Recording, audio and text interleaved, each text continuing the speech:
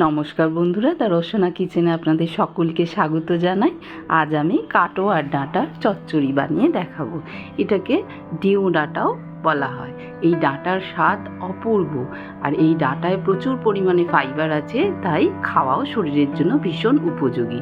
তার জন্য আমি ডাঁটাটাকে ভালো করে ধুয়ে পরিষ্কার করে ছাড়িয়ে সিদ্ধ করে নিয়েছি অল্প নুন হলুদ দিয়ে, আর জলটাও রেখে দিয়েছি, ফেলিনি। আর টুকরো করে কেটে নিয়েছি কুমড়ো, ঝিঙে, পটল আর খোলা শুদ্ধ আলু। ভালো করে সবজিগুলো ধুয়ে পরিষ্কার করে নিয়েছি। আর নিয়েছি আদার টুকরো, আর 1 চামচ সর্ষে, আর 3টে কাঁচা লঙ্কা। এবার আমি কড়ার মধ্যে 2 চামচ সাদা তেল দিয়েছি, দিয়ে 5 ফোড়ন আর 2টো শুকনো লঙ্কা ছিঁড়ে ফোড়ন দিয়ে দেবো। দিয়ে একটু নাড়াচাড়া করে মশলা থেকে যখন সুগন্ধ বেরোবে, তখন আমি পটলটা আর কুমড়োটা একসাথে দিয়ে দেবো। দিয়ে একটু নাড়াচাড়া করে ভেজে নেব। একটু নাড়াচাড়া করার পর আমি আলুর টুকরো আর ঝিঙের টুকরোগুলো দিয়ে দেব।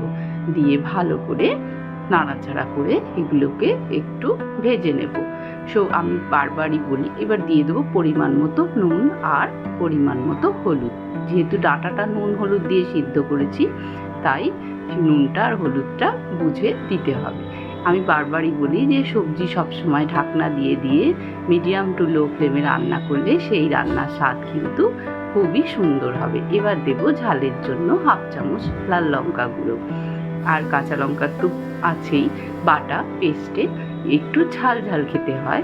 এবার আমি ডাঁটাগুলোকে, সিদ্ধ করা ডাঁটাগুলোকে দিয়ে দেব। এই ডাঁটাগুলো খেতে অসাধারণ লাগবে। আপনারা অবশ্যই এই রেসিপিটা একবার হলেও ট্রাই করবেন। দিয়ে ভালো করে মশলার সাথে নুন হলুদ লঙ্কা গুঁড়ো ভালোভাবে ডাঁটার সাথে সবজির সাথে মিশিয়ে নেব নাড়াচাড়া করে। তারপরে আমি যে সর্ষে আদা আর কাঁচা লঙ্কার পেস্টটা বানিয়ে রেখেছিলাম, সেটাও সবজির মধ্যে দিয়ে দেব।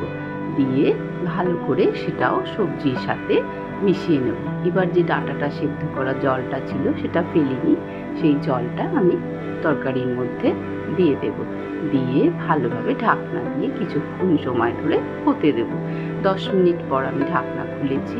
আমার সবজিটা একটু দেখে নেব, সব সবজি সিদ্ধ হয়ে গেছে। এবার আমি এর মধ্যে দিয়ে দিচ্ছি 3টে বাতাসা। এখানে আপনারা চিনি দিতে পারেন, গুঁড়ো দিতে পারেন, আমি বাতাসা দিয়েছি। এটাও একটু মিষ্টি মিষ্টি ঝাল ঝাল হয়, নিরামিষ যেহেতু। দেখুন এইভাবে এবার তরকারিটাকে আমি শুকনো করে নিলাম। গরম ভাতের সঙ্গে এই সবজিটা খুবই খেতে সুন্দর হবে, ভালো লাগবে, আর শরীরের জন্য ভীষণই উপকারী। আপনারা অবশ্যই এই রেসিপিটা ট্রাই করবেন। এবার আমি নামিয়ে পরিবেশন করব। আমার ভিডিওটা যদি ভালো লাগে লাইক করবেন, কমেন্ট করবেন, শেয়ার করবেন, আর চ্যানেলটাকে সাবস্ক্রাইব করে প্লিজ আমার পাশে থাকবেন।